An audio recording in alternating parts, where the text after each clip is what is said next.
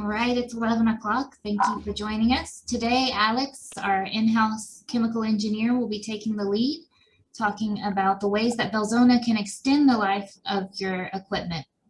If you have any questions, please put them into the chat bar, or at the end of the session, we'll be hosting a question and answer session that you'll be able to unmute yourself and ask your questions then.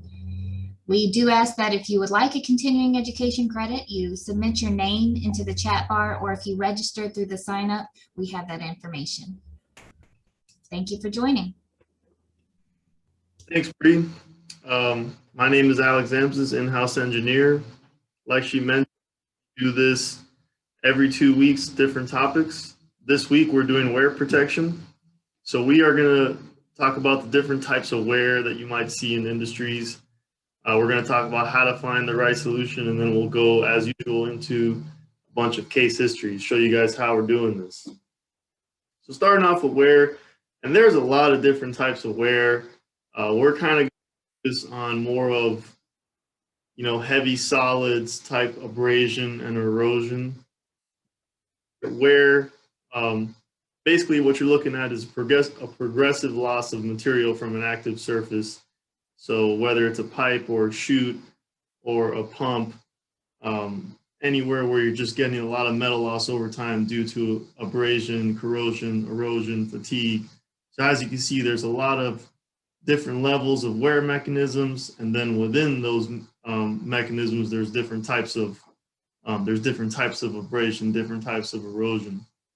So a lot of the big questions, whenever you're having an asset that's dealing with a lot of abrasion or erosion, one of the main questions that we're going to get is, how long is this going to last if you put a Belzona? And sometimes, we don't know that answer, but the best thing to do is look into what type of material is being eroded. If you're using a high nickel special alloy material for abrasion, and that's going away every 2 months, you're having hole throughs, and that's a total different scenario than this equipment's been in service for 30 years and it's had 20% metal loss. So we really have to know what type of metal loss are we getting over a period of time. What is the erosive media that's within that environment? What kind of pressure chemicals are we dealing with? And then we can make a solid assessment on what product can we use and how long is it going to last. So starting with abrasion, and I'm like I said before, I'm going to stick to the heavy wear applications, solid handling equipment, erosive flows, so slurry type flows. That's the main subject of what I'm talking about in this presentation. So I'm going to start with abrasion. And to me, abrasion is mostly, I'm thinking of a dry surface.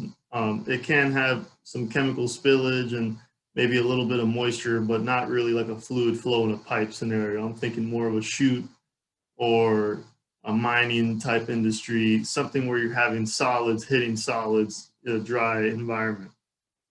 So it's not always going to be a harder media is going to cause more abrasion over time. So there's a lot of things that are going to affect your abrasion, anything from the shape of the media, the size, the hardness, the pressure, the speed, the angle, and that's really going to change what type of product you want to use as well.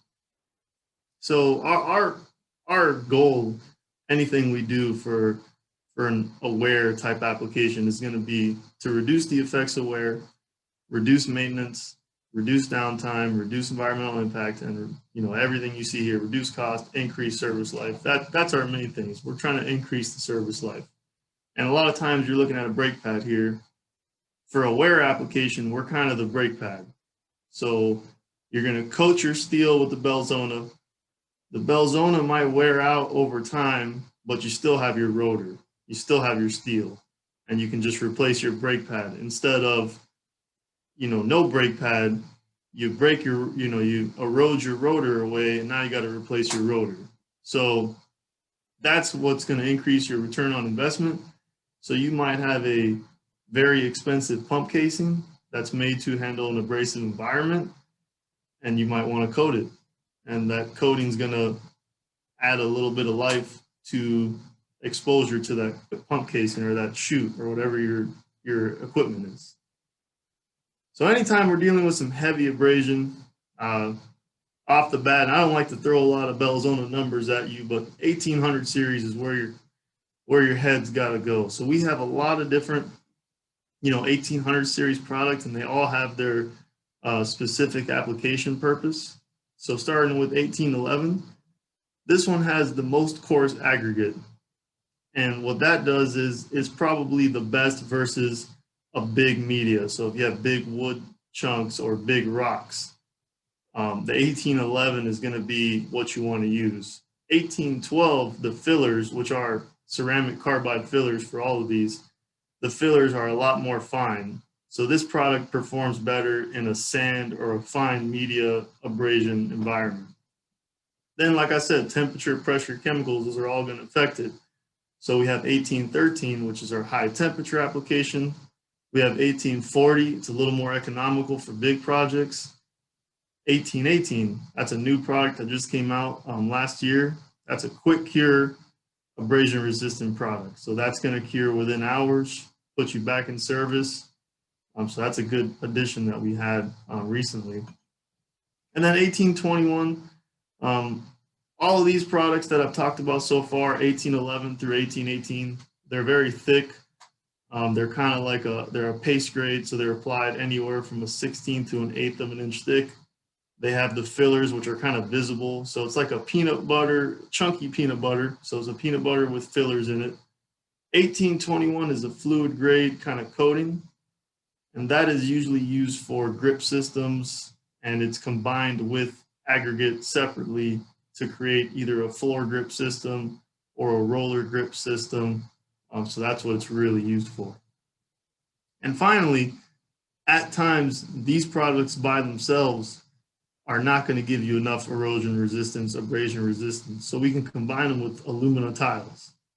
And that's what you're looking at here. So these are some applications. We have a sand chute, a biomass incinerator chute, and a fan impeller at a gravel plant. A lot of solids, a lot of impact, a lot of velocity. The middle one was actually high temperature, so we went with our high temperature product. And in each of these applications, we used our alumina tiles, which are ceramic tiles, and we grout them with our abrasion resistant Belzona products, so our 1800 series products. So this is the ultimate, the most abrasion resistance that we're going to achieve. These are some thick ceramic tiles. They will wear over time, but they're going to last quite a while compared to most solutions. Going into solutions without the tiles. So this was a cyclone separator. So you had solids kind of going in a tornado type, vortex through the cyclone. What they were finding was unprotected cones were failing within a month. They went into a rubber coated system that lasted about 6 months. And then they tried 1812 and the solution lasted 18 months. So this cyclone right here, this piece of equipment is a special alloy. So it's probably the expense of this cyclone is a lot more than the expense of switching out this Belzona coating every 18 months. And that's one of the things you got to keep in mind too. Repairing a hole through in this cyclone is a lot tougher than replacing a couple, thin spots and a couple missed spots over time of the 1812. So after the 1812 has been in service for 18 months, you get it back. It's still there. It might have a couple spots where it's chipped off maybe or thinned out a little bit. To repair it, it's fairly simple. You just give it a nice sweep blast, abrasive blast, and you put another thin coat over the top instead of having to do weld repair or metal repair so you're saving your asset underneath. Same here. So this is a worn pipe elbow at a wood product manufacturer, and Belzona 1812 was used to create an abrasion resistant layer over the metal. So that's the end application there. Same idea. So this was an interesting one. This was a mixer wheel for they were mixing ferrite powder with this, and they had a special alloy here, and the alloy ran for 1,000 hours before needing repairs. They ended up trying Belzona 1811, and it lasted 4,000 hours before it was kind of eroded away. So that's a big difference. So instead of every 1,000 hours repairing the metal, now every 4,000 hours you're just adding a top coat to your 1811, which is kind of eroded off over time. Now I'm going to go into erosion. So when I think erosion, I think more of, solids with fluid at the same time. So you have fluid running through a pipe, fluid running through a pump. I'm thinking more like a wet service and immersion service. And there's different types of erosion. So you can have impingement, entrainment, which is what I'm going to talk about mostly, which is when you have either a gas or a liquid that has some solids within it. So you have a kind of a slurry flow. And you can also have cavitation, which I'm sure everybody's familiar with. And we have products for all of these. One of the things here I wanted to mention, if you look at the right here, our little diagram, there's kind of two.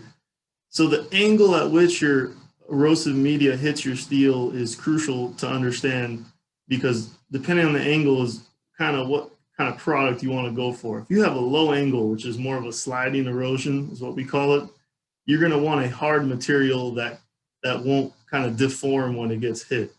If you have a high angle, which is more of like an impact or a brittle erosion mechanism, you're going to want actually a softer material, a material that can absorb impact, like a rubbery material, something that can absorb it and deflect it. Because if you put a really hard material at that point, it's going to get beat up over time. Whereas a rubbery, material will just impact it, it'll just bounce off. So this is one, agitator blades in a crystallization tank and a flue gas desulfurization unit. And here you're thinking a high angle impact. So it's just, they're turning around and they're just hitting any crystals or any sediments in the air. So here they went with the our rubber type system, which is an elastomer. So we have a durable Belzona elastomeric system. They're made out of polyurethanes. They're kind of like hard rubbers. So if there's any high angle impact, something that's just hidden at a perpendicular angle, you can use this material and it can really absorb impact very well. So the same for this chute, high angle dry impact. So this kind of should have been in the abrasion section. So this was a manufacturer of asphalt shingles. They were unloading shingles and it was kind of just hitting this chute at a kind of perpendicular angle. So they went with the Belzona elastomer system.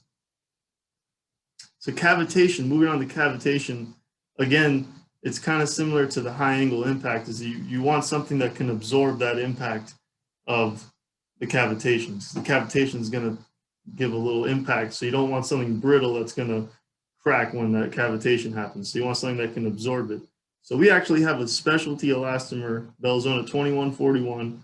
It's been through a number of cavitation testing that shows that it can handle this type of impact and absorb it and not be damaged like you see here. And this application actually, before they used the 2141, they tried to use a ceramic epoxy, because whenever you see erosion or cavitation, you think, I need something hard. I need the hardest type of epoxy, ceramic epoxy. That can also deal with the same issue of cavitation. What you want is something that can absorb that impact. And after they put this in, and after 2 years, it showed no damage. And the same thing on a suction bell here. They found some cavitation, and they used the Belzona 2141 to protect the asset. Finally, going into some slurry pumps here. So this was actually recent. This was last year. As you can see, a special alloy pump casing. They were kind of a sand, rock, water mixture. And as you can see, they had quite a large groove going down where the impeller rotates. Probably they were saying rocks were getting kind of stuck there and grooving the metal. So we went with our Belzona 1812, the carbide system. Whenever we're dealing with a wet slurry, high pressure, high flow, you can't use your standard epoxy, without really big fillers like this one. This is a an epoxy that has a lot of fillers percentage. So it's mostly fillers, and those fillers are what give it the abrasion resistance. Same thing here for a pump mill casing that you can see the hole through. This pump casing was damaged, and they said it had to do a lot with actually paper clips and staples in the pulp that it transports. So it's getting a lot of heavy abrasion through it. This was one that they needed really quickly. At the time, we did not have Belzona 1818, which is our quick cure epoxy. This would have been a great opportunity for that. This is one you could have taken out of service, blasted it, coated it, and 2 hours later, already started the process of putting it back into service. At the time, we just had Belzona 1812. This is one application pretty interesting. These are frac lines. They're used to inject drilling chemicals, sand, and water for hydraulic fracking. And they're made out of rubber, and then the two ends are steel, and they flange into two different things. So they're made out of rubber so that they're flexible, makes them easy to kind of install. But the main problem they were having was the two metal end sleeves were getting badly eroded and corroded. I mean, these lines run at about 12,000 psi, a lot of sand, a lot of chemicals, a lot of water, high flow. So and you can imagine these are some expensive spools. They're specialty made. So they really wanted to protect these assets. And this is what they look like after a couple run times, and their run times are about 3 months. So they run them for 3 months, and they take them out of service, and they do an inspection, and they have to do repairs. So we tested out our system, Belzona 1812, and I mean, it's been working great. They come back after 3 months. At times, it's all still there. At times, there's a couple defects here and there that we have to touch up, but they're able to get 2 to 3 runs out of them sometimes with the Belzona 1812. And when it does wear off, it's not over the entire surface. It's a couple areas, and the metal hasn't been exposed for too long. So it's really protecting the underlying asset quite a bit. And we've been steadily doing these pipe spools for about 2 years now. Another thing we can do as well, and I'm kind of moving past the heavy solids applications, and I'm moving more into just normal flow. But this was a hole, and there was supposed to be a picture underneath. This was just an elbow, and as you guys know, the elbows can sometimes wear a little quicker than the straight run, just because you get that impact at the angle. And this was a elbow at a flue gas line, and it had a hole through. And this is one where we just fabricated a plate to fit the curvature and bonded it down. So we kind of just added new plate to this pipe to increase some life on that. And then we go into our normal pumps. These are just cooling water pump impellers. They're wearing over time. They're having erosion, corrosion over time. We can rebuild them and give them a coat of our normal ceramic epoxy, which can handle just regular fluid flow pumps and actually increase efficiency, decrease corrosion, increase performance. We can do repairs. We can coat the entire casing, impellers, suction bells. So this is for your normal chemical flow, water flow, piping. So we know there's a lot of places in piping where you're going to have a lot more wear, such as your bends, your tees, anywhere where there's a change in flow.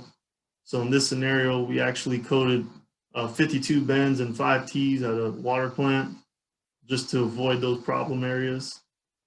Again, here you don't need that crazy system of the 1800 series that can handle solids and rocks hitting it. We just need our typical ceramic epoxy.